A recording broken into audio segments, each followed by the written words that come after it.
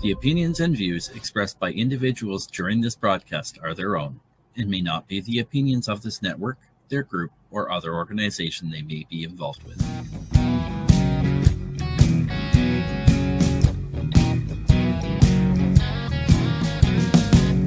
I'm looking at myself, reflections of my mind. It's just the kind of day to leave myself behind.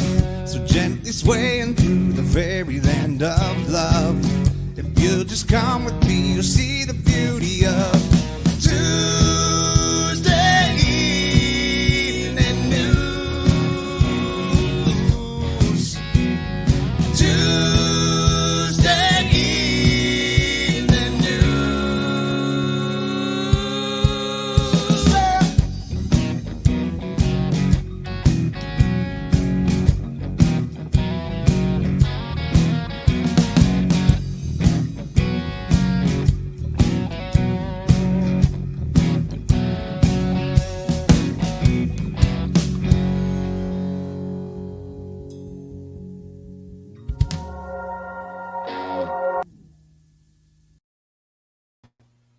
Hello and welcome everyone to the Psychedelic Reporters for this Tuesday, the 10th of September, here on NOK Network, episode 125.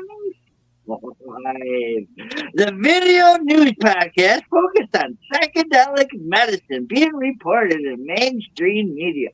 Shout out to the guys, Dead Ringer from Kirkland Lake, Ontario, for the awesome intro track, originally recorded by the Moody Blues, with some customized changes for our show. I am joined by my amazing joint host, Tarra Simpson, along with the one and only Bufo Alverius, who has chosen all of our stories for us. Hello, Tarra. Well, hello, hobbies, and hello, everyone. I'd like to take a minute to introduce Bufo. He's our Sonoran desert toad, or Colorado mud toad. And did you know he emits DMT from his skin? And while park rangers sounds like fun, said, please don't lick that toad. Don't lick that toad. Wow, dude. You know what we have been licking, though, since we've been on this workcation with Mr. Hobbies down here in New Orleans? Lots of medical bakery goods, man. Oh, delicious. I love Medibles. Medibles are so good. Right. So we're here right now doing tonight's show on Tuesday inside the Little Boxes Bakery in New Orleans. And we're also using our good friends Coffee Shop's internet. And shout out to both Petite Rouge and Little Boxes Bakery for the hospitality we have to put on a great show. How was your weekend? My weekend was fantastic. Pretty uneventful. It was a little chilly here, so I didn't do a whole lot of outdoor stuff. But it was nice. It could have been a much more warm weekend as far as I'm concerned. It's too early for this coldness. Oh, I get it. So psychedelics and it have been like getting in the mainstream, not just the media, but a lot of stars have been going to it for medications and everything, and that's where our first article brings us, eh? That's right. This first article is from Mugglehead Magazine. Oh, okay. Is it up on your screen there, Hobbies? Yeah. It is. I'm trying to bring it up on my little tabby thing. Because we are on the road, it's a little different. Yeah. I'm just trying to figure out how I scroll the article on the screen for the viewers. I click on when I click on the tab, I use my mouse button, but I have a mouse, so I don't know how you do it on the thing. There's a little arrow button. Yeah, I'm looking at that. Let's just see here. It doesn't seem to want to work for me. Oh, okay. Otherwise, we can do it the old-fashioned way. Bananas. I know, right? It is bananas, but I don't know why it does not want to scroll for me. That's really bizarre. So we'll just wing it. I usually read off my phone, but for you viewers at home, that is the article on the top of the screen there. We just can't seem to get it to scroll because I'm new to this whole admin thing. And Hobbies is away from home, so he doesn't have all of his equipment today. So we'll just start with mugglehead.com. Most athletes interested in psilocybin for concussion recovery, research shows. Over 80% of sports staff surveyed said they would support their athletes' use of magic mushrooms. And this comes to us by Rowan Dunn, August 22nd of this year. I'm trying to still bring it up. Okay. Most athletes and trainers support the use of magic mushroom therapy for the treatment of concussions, according to new research. A study published in the Journal of Therapeutic Advances in Psychopharmacology this month, titled Exploring Psychedelic Use in Athletes and Their Attitude Towards Psilocybin-Assisted Therapy in Concussion Recovery, made this conclusion. Most significantly, the researchers found that over 61% of athletes were open to trying the alternative treatment method. Furthermore, more than 71% of sports staff thought that using psilocybin for recovering from knockouts to the head was a good idea. 2 of the 3 study authors are from the Department of Psychology at British Columbia's University of Victoria. The other is from the Center for Psychedelics and Consciousness Research at Johns Hopkins University School of Medicine in Baltimore. For the investigation, they surveyed 175 adults. These included 90 coaches, trainers, and athletic therapists, as well as 85 athletes within Canada and the United States. Very cool. That was Canadian research too. Yeah.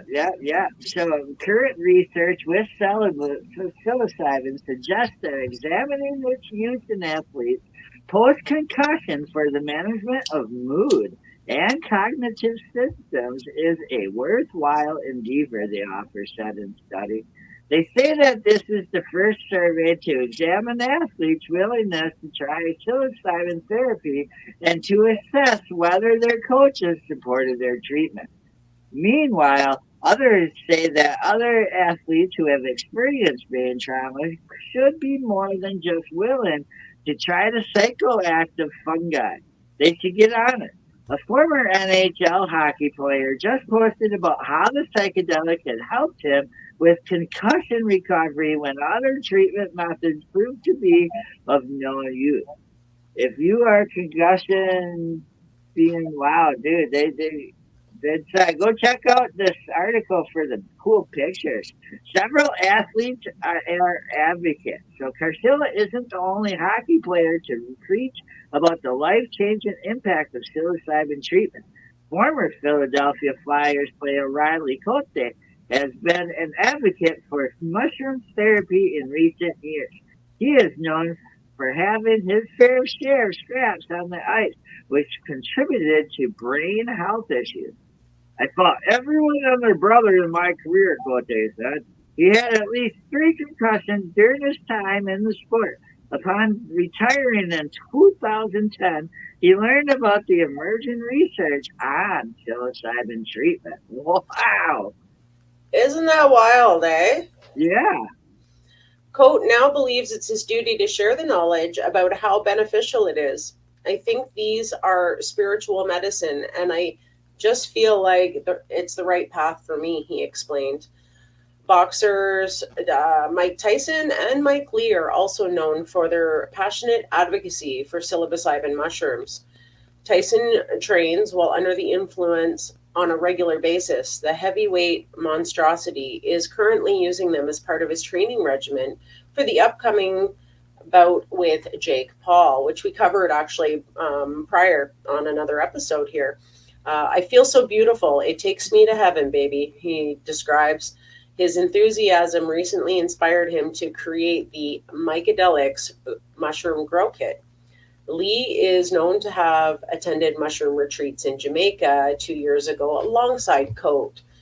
It's a healing medicine. It's not just a party drug, Lee once said. They don't call them magic mushrooms for nothing. Other natural psychedelics like ayahuasca and iboga have shown promise in treating concussion-related issues too. Wow, that's a great article.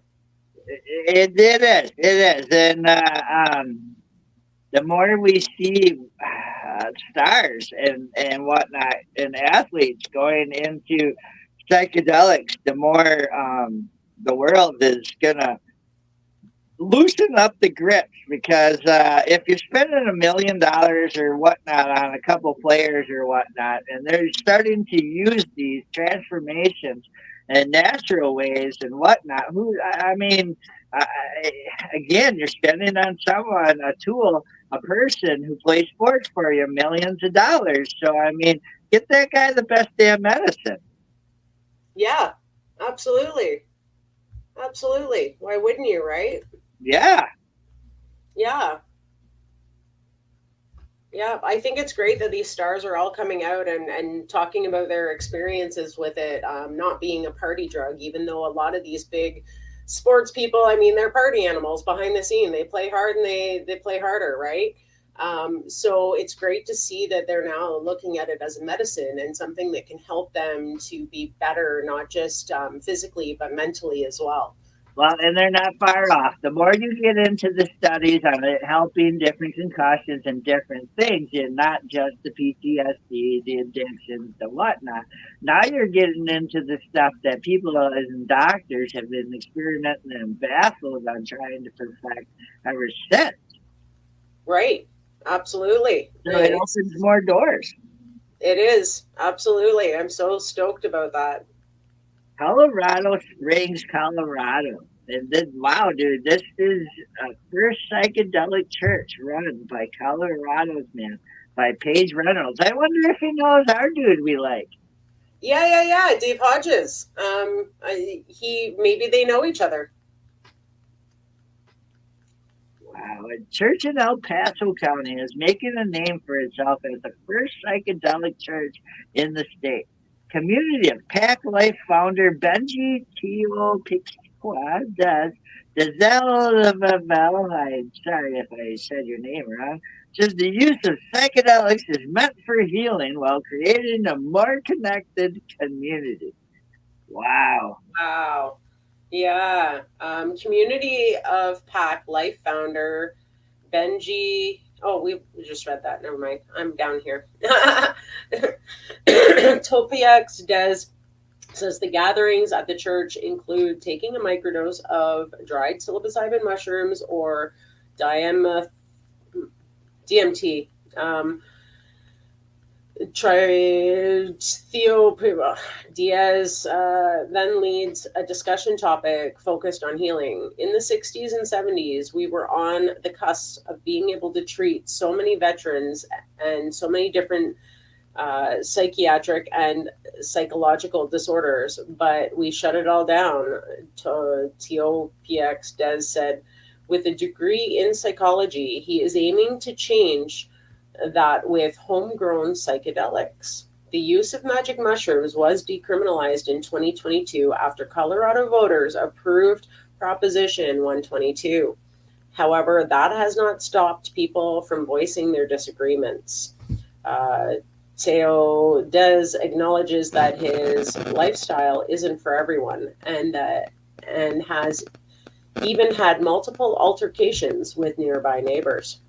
People who are scared, I get it, but it's different times of change and the information is here and the space is here. We have an incredible focus on helping veterans and reaching veterans, especially here in the Springs, Theo Diaz said. The inspiration of the church and this form of medicinal therapy comes after he experienced a mind-altering trip. In an instant, bam! I knew that I was in Mexico. I knew that they were one of my ancestors, and they were told me that they used these to heal their people and that I was supposed to do the same. For 8 months now, the Psychedelic Church has provided space for anyone 21 and older to experience a completely free. Wow. People are truly finding their oneness. They're messaging me to let me know they have found joy. So they have lost their depression, lost their anxiety. Can I just? I'm going to call them TD. Son. Yeah. With other 200 active people, the popularity has the church now looking for larger building to move to. Oh my God! Wow. That So was they're it. growing. Yeah. Real short article, but damn, was that good. Yeah. So it sounds like they're growing, eh? Free mushrooms. I mean, boy, motherfucker just come off the street, go get it. Yeah. Yeah. But okay, so he's wow. I like that one. That one was nice. Gosh,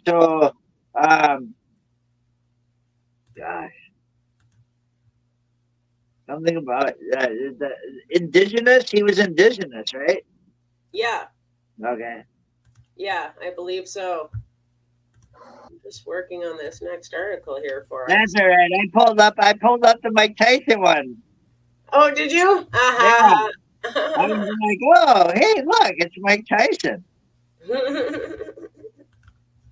I believe this is the Philadelphia one. Yeah, it is. I'm just bringing it up here. Well, let me go.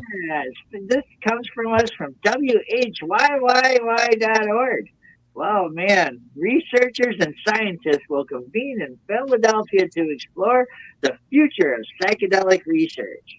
The academic conference is open to researchers, students, and the public. Topics will include psychedelics, mental health, and metaphysics. Wow. By Nicole Leonard. That's very cool.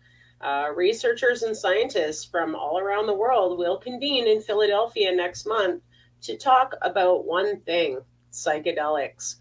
Psychedelic substances like peyote, psilocybin, and related plant and fungi that have been used in cultural and medicinal ways for thousands of years. It was only more recently that these substances and others, including LSD, ketamine, and MDMA, became part of funded research studies to explore their potential as modern day treatments for conditions like post traumatic stress disorder, depression, and neurological disorders. Still, it's a niche area of research and experimentation.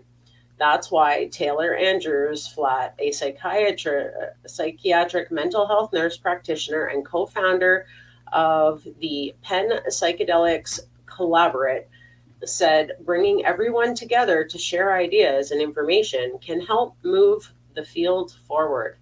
This is an area of research and clinical application and history and anthropology and all these things were there.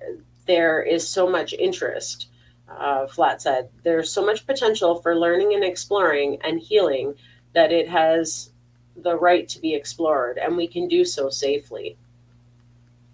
The second annual Philadelphia Conference will take place from October 3rd through 6 at the University of Pennsylvania. The theme for this year's event is Paradigm Shift in Psychedelic Studies. In the Western world, this looking very much like a shift in how we approach medicine, mental health, and so many other spheres, Flatt said. We need to move very cautiously. These substances are without their own risks, and they are to be very respected and engaged in the proper way, but there's just so much here to be explored. Discussion on current clinical drug trials and a recent decision by the U.S. Drug Administration to reject Lykos Therapeutics' use of MDMA, known as ecstasy, as a therapy for PTSD will no doubt be top of mind from some of the conference said. People might view in the short term as a setback, he said, But in the long term, we as a scientific community have the ethical and moral obligation to do really good work and to acknowledge and accept the limitations and frustrations that occur. Wow. Wow. Scholars and scientists will headline panels on the range of topics that include the intersection of psychedelics and addiction, mental health, veterinary medicine, metaphysics, medical ethics, environmental philosophy, and more. There is something for everyone, Flat said. There's a whole group of us who are interested in psychedelics, all kinds of like nerding out together. Okay, she said, you might get to experience that, to not be unnecessarily siloed with your own interests, but to kind of be surrounded by a community of people who also shared that interest. Registration to attend the conference in person or remotely via live stream will be open over the next couple of weeks. Organizers said tickets will be limited and attendance will be capped at 350 people. And that's that. Wow, man. It's that you know what that means? It's medication time. That's right. It's time to pay some bills. So stay tuned for a word from some of our sponsors, and then we will return with more articles Bufo has chosen, making mainstream media news. That's me. Hold on. This one.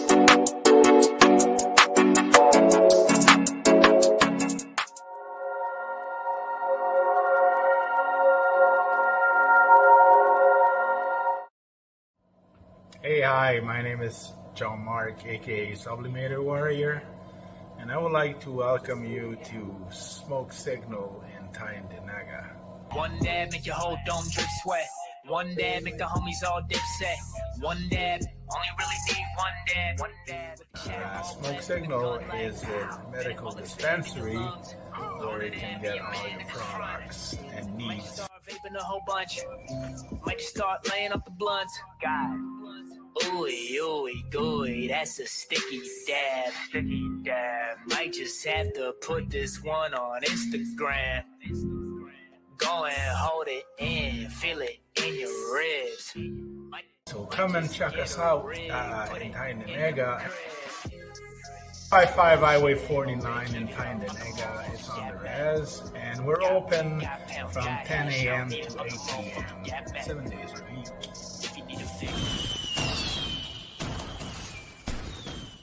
Tune in daily to NOK Network's diverse podcasting lineup. Ganja News Update, Mondays at 8 p.m. Eastern with Tarra Simpson and Ron McNabb. Waking Up with the Wayniac, Tuesdays at 1 p.m. Eastern, 10 a.m. Pacific with Wayne Cruz from sunny California. Grow 420, Tuesdays at 4 p.m. Eastern with Ron McNabb. Psychedelic Reporters, Tuesdays at 8 p.m. Eastern with Hobbies Puppets and Tarra Simpson. Peace, News and Views, Wednesdays at 8 p.m. Eastern with Sir Stevo and Kim Cooper. Thursdays we have Open Your Eye with Kim Cooper and Tarra Simpson, 8 p.m. Eastern. Followed by Thursday Night Vibes at 9:15 p.m. Eastern with Master and Mama Rochi. The IWK 710 Daily Sesh airs 7 nights a week with our rotating joint hosts nightly at 7 p.m. Eastern. Thanks for tuning in to all the podcasting on NOK Network.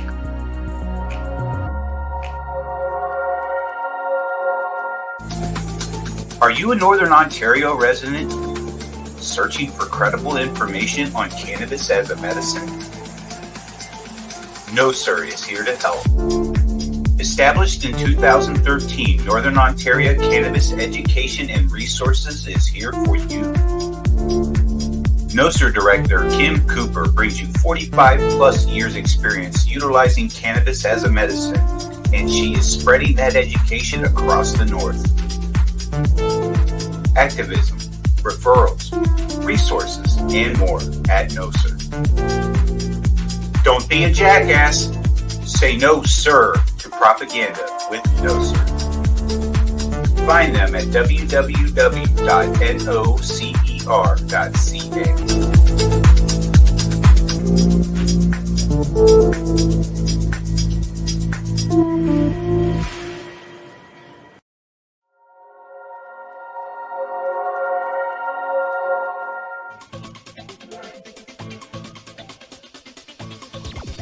Advertising space available at NOK. Contact us for a rate sheet at NOKNetwork.com.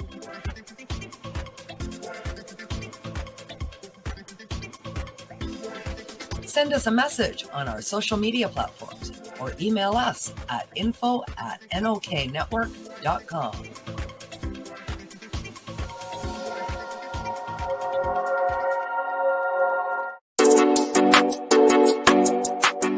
Hey, dudes and dudettes. Enjoy the show, man. And we're back from our medication session live here on Psychedelic Reporters on NOK Network. And we have another set of stories coming at you in the realm of psychedelic medicine. So, let's go. So this next article comes to us from, it looks like, the Wall Street Journal. CEO steps down from troubled ecstasy drug company. Leadership changes after psychedelic drug maker Lykos lost its bid for FDA approval. And this comes to us from Liz Esley White, September 5th of this year. The chief executive officer of the company that was vying for approval of its ecstasy-based therapy has stepped down. The Lykos therapist, continue reading. What? Oh shit, you need a subscription for this one. Well, imagine that, eh? Well, you know that guy we were talking about through the FDA thing? Dude decided to step down. Go and read that article. I do not have the money to read that to you. So go read that one if you have a chance. There is other articles on it. It was big news. There was like 6 of them, and Bufo chose the one. He must think we're rich. Yeah, he must. That's very clever, Bufo, but it didn't quite work. But that is some interesting news because we have covered articles on Lykos Therapeutics and specifically about their research development with MDMA. So it's unfortunate that they've decided to switch leadership and he's decided to step down. I think that the industry needs him and his company to continue fighting for this to be a thing, right? Yeah, I totally agree. Yeah. So this next article, let me just find it here. Here we go. All right, where are we here? Yeah, this next article comes right out of us off of the KevinMD.com. It is the long, strange trip of psychedelic drugs. Arthur Lazarus, MD, wrote this September 5th. Yeah, so this article, the long, strange trip of psychedelic drugs. In the mid-1960s, the Grateful Dead were the house band for Ken Kesey's acid tests, parties in which people were tripping out on LSD, parties that helped bring psychedelics into the counterculture. Psychedelic drugs have been the focus of extensive clinical research since renewed interest in recent years. It's been a long, strange trip for certain. because despite extensive research, there are currently no FDA-approved psychedelic medications on the market. The initial wave of psychedelic research in the 1960s was not only closely tied to counterculture movements, it was endorsed and funded by the CIA, which was looking for a mind control drug. However, experimentation with psychedelics, whether sanctioned or not, led to political and social backlash and the classification of many psychedelics as a Substance 1 schedule under the Controlled Substances Act in 1970. The classification severely restrict research and development, and lingering concerns have plagued the process ever since. The BMJ placed an expression of concern on the meta-analysis about a methodological error that likely overestimates the benefits of psilocybin for treating symptoms of depression.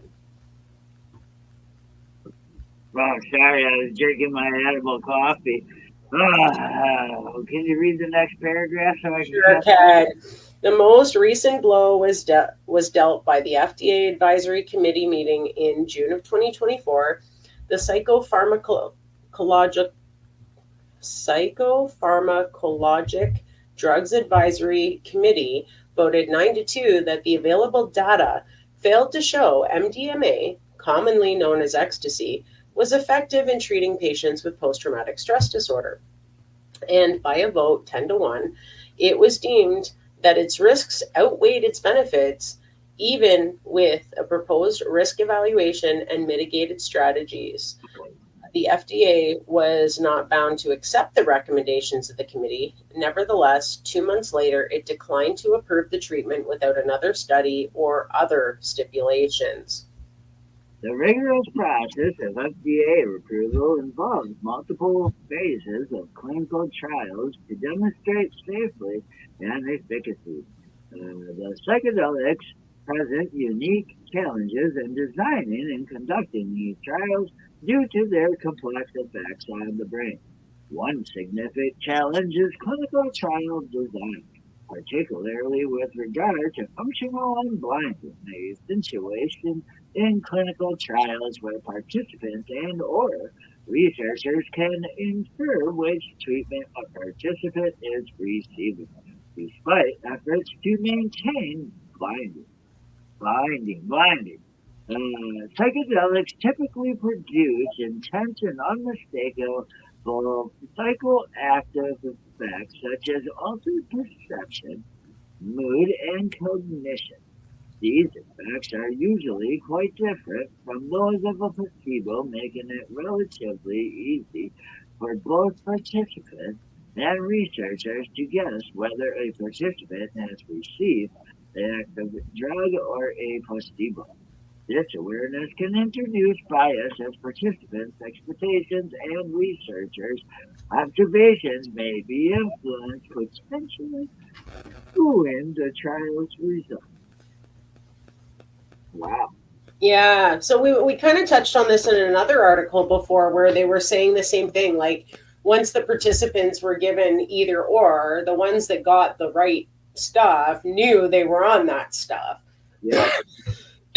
How do you blind that, though? Right? It's no different than someone who gets a pain medication. They're obviously going to get some relief, right? Yeah, versus someone with the placebo. So I think that's kind of silly, but I just had to say that. Addressing functional unblinding in psychedelic research often requires innovative trial designs. Some strategies include using active placebos, substances that produce mild psychoactive effects, but that are not expected to have therapeutic benefit, or incorporating more rigorous and objective outcome measures that are less susceptible to bias. These approaches aim to preserve the blinding and ensure that the results of the trial are reliable and valid. Moreover, the FDA's own regulatory code outlines several other study design options that could be used. Again, I have a problem with them using another mild psychoactive. I mean, how do they know that that's, safe? Yeah, that's kind of, I don't know. I don't like the way they're doing this. It's a mind fuck, it seems. Right. Yeah. Another hurdle in psychedelic research is the difficulty in finding the ideal agent. Different psychedelics have varying effects, durations, and safety profiles. Identifying a compound that offers the most therapeutic benefit with the least risk is a complex and ongoing process. The leading contenders today in clinical trials are MDMA, psilocybin, and LSD. Apart from their powerful psychological effects, some may have significant effects on blood pressure, heart rate, and rhythm. Additionally, the therapeutic use of psychedelics often requires a combination of the drug with psychotherapy. This integrated approach, sometimes referred to as psychedelic assisted therapy, necessitates trained therapists and specialized settings, further complicating the clinical trial process and eventual implementation of standard clinical practice. It is generally accepted that most clinical trials involving the use of psychedelics should be conducted by academics in a conservative, safe environment.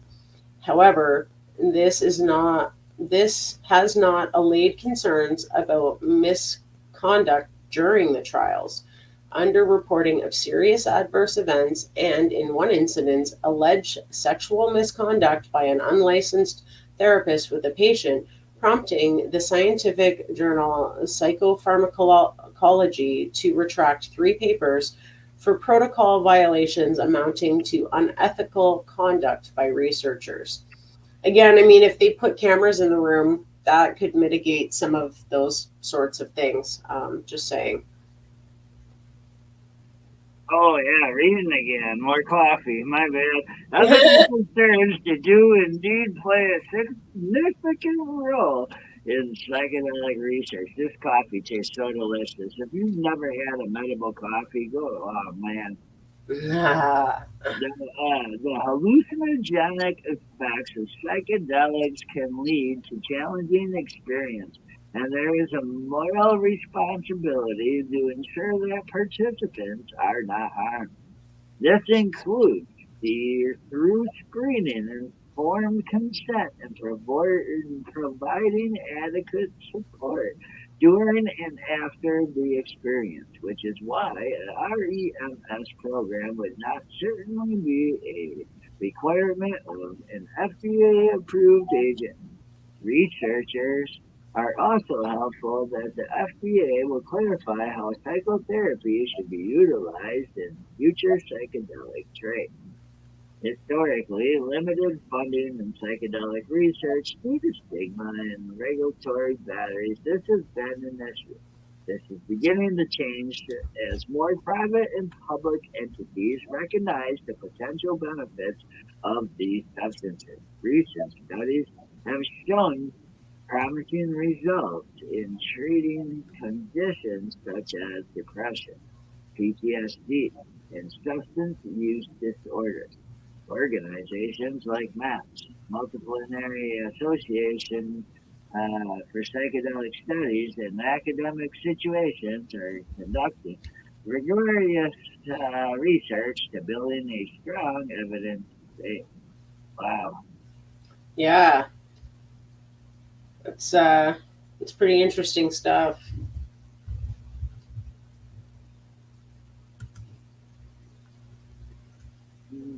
How do I bring this there?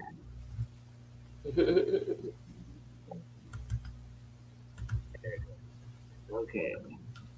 So the blind studies, I myself don't like them because on a blind study, sometimes, and I'll be honest with a puppet that has worked in treatment, sometimes a patient only needs to think he's taking it. Okay, I understand and recognize that if the person thinks he's getting the care that he or she thinks he or she needed to put in its mouth, everything's okay. So I understand that there's that, but now giving them another thing, and then telling them it's mushrooms, and then that to me, now you're just mind fucking.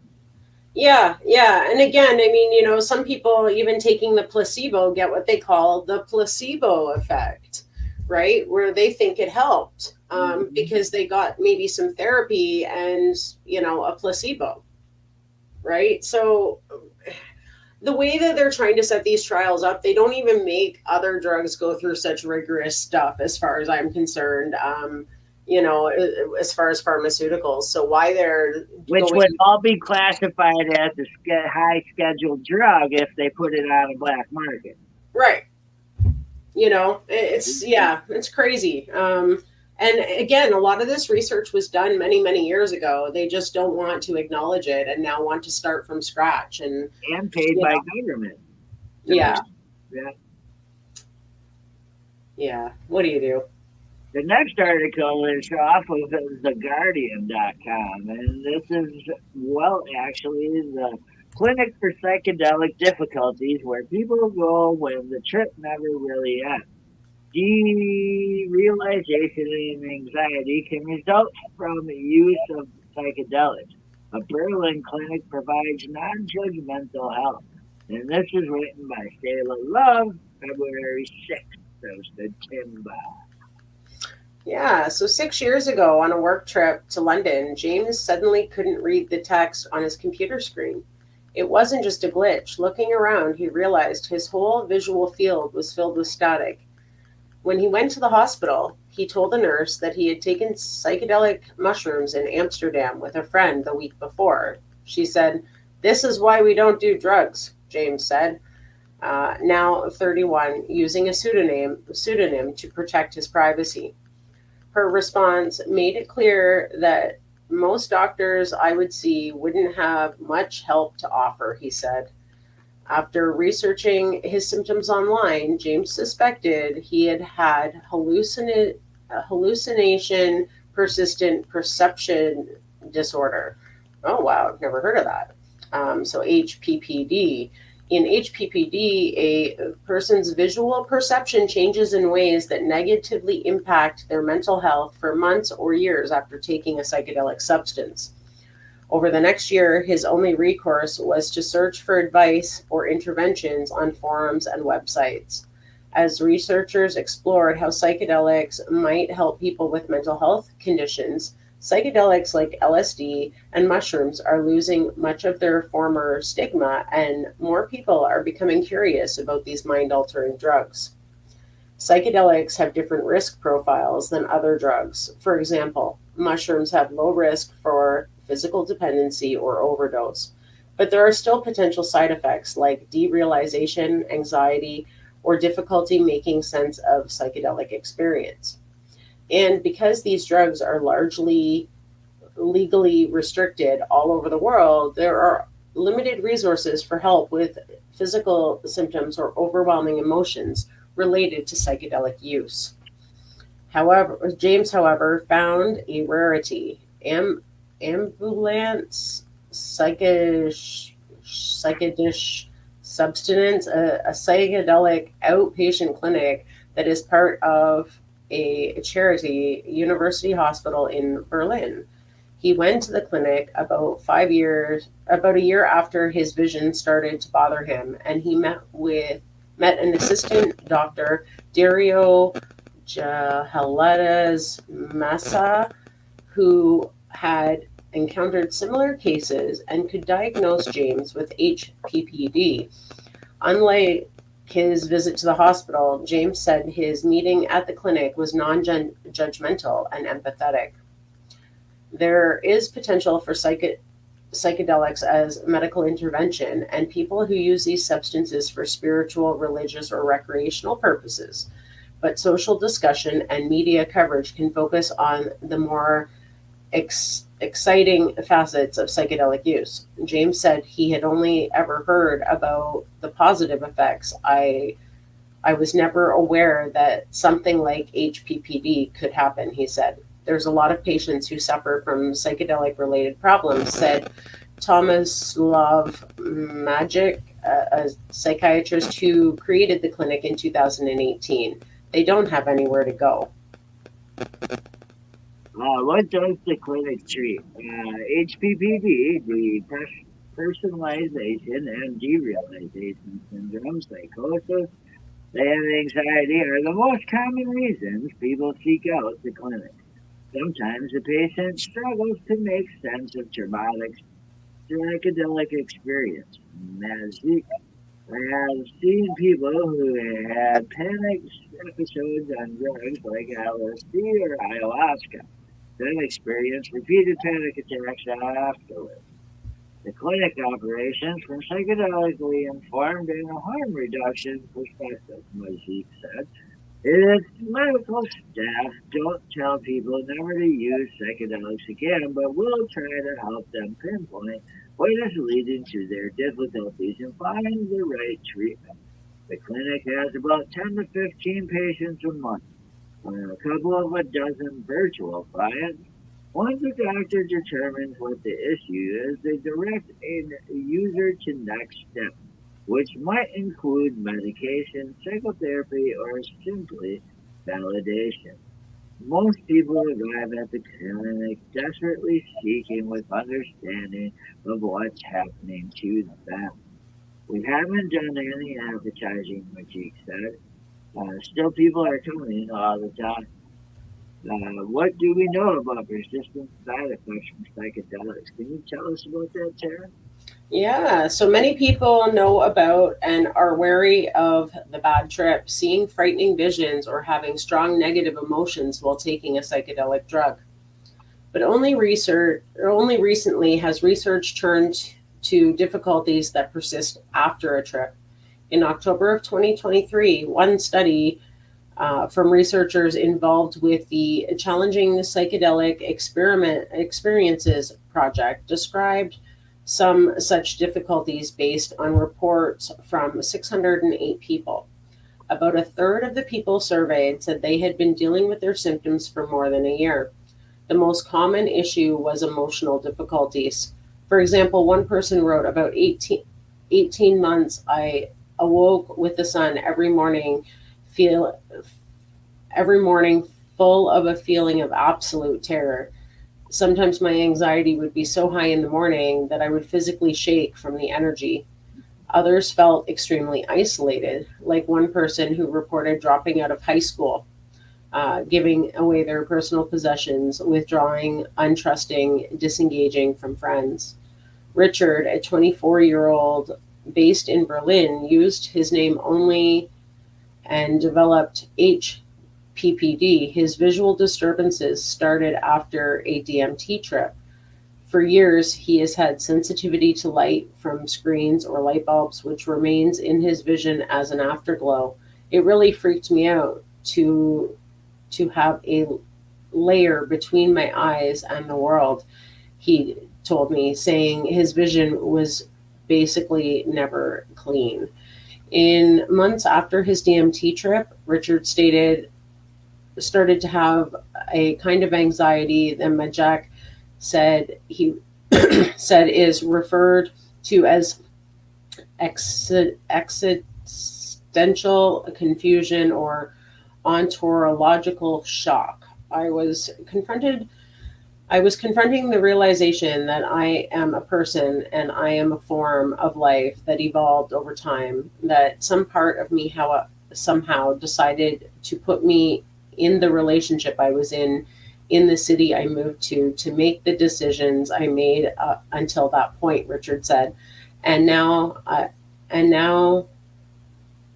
now I have to be there with them and face the conditions or positions I was in.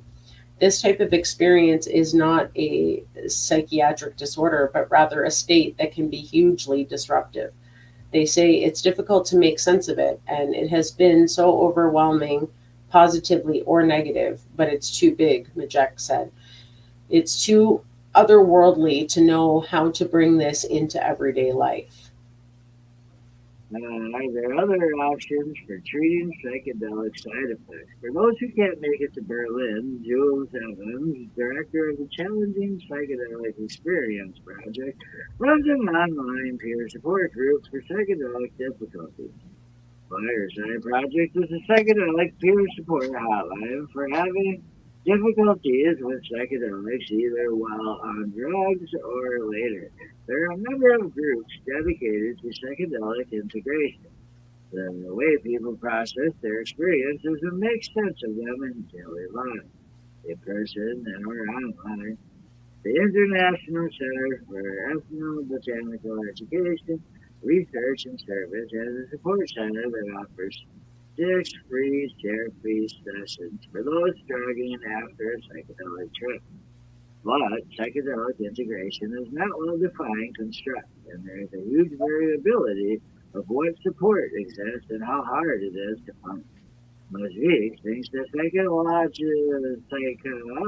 and psychiatrists need to be more informed about psychedelics. There are a number of training programs for therapists who want to learn more about psychedelics, but their varying content matter.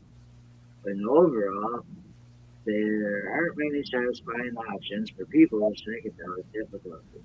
If they go to their conventional psychotherapist, they will be told to go to the addiction clinic and get sober. But this is not the problem, Rajiv said. Since typically a person's problems are not specifically related to continuing psychedelic use of substance use disorders. Majik has found himself between two poles, those who say that psychedelics are safe because they are non-addictive and nearly impossible to overdose on, and those that say psychedelics are only dangerous. In addition to running the clinic and seeing patients, he conducts other psychedelics research.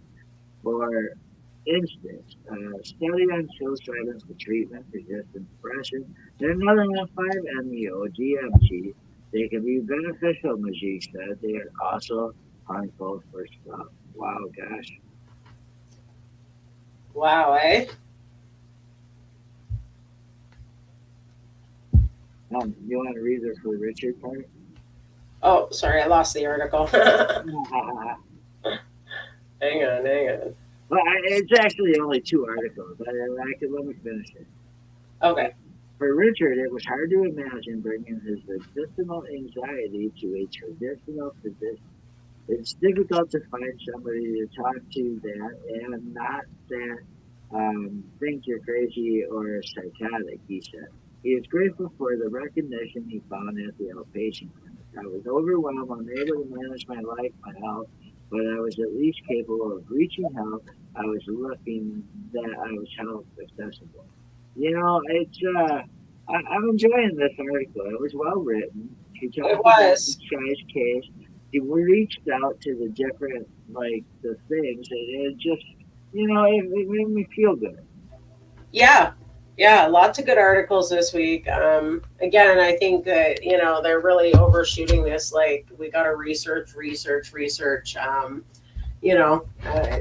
They're some of the safest things on the planet right now, compared to what's out there. So how about we speed up some of that research? Well, and that's just it. Here, let me see if I can bring this up here. There we go.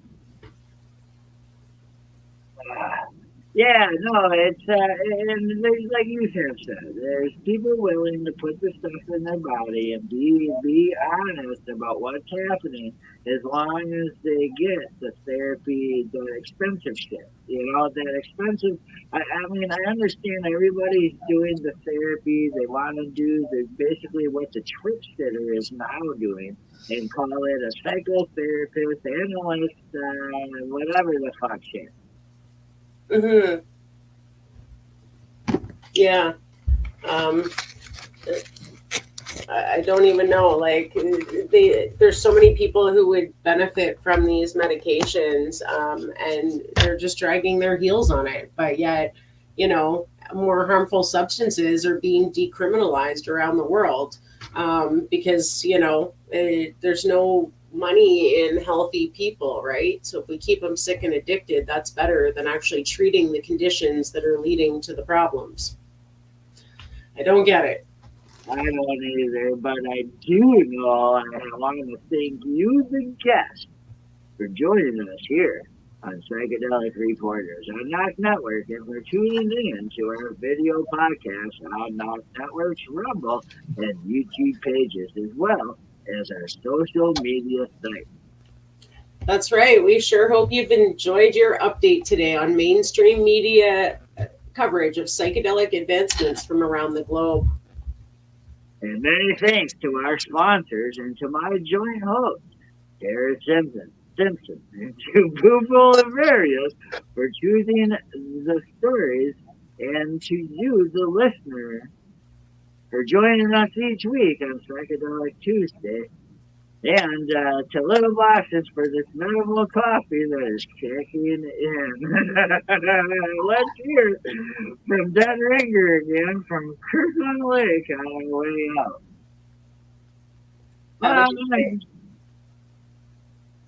I believe it's this one.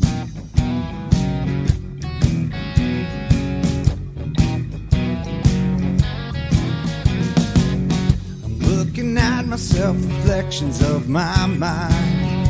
It's just the kind of day to leave myself behind.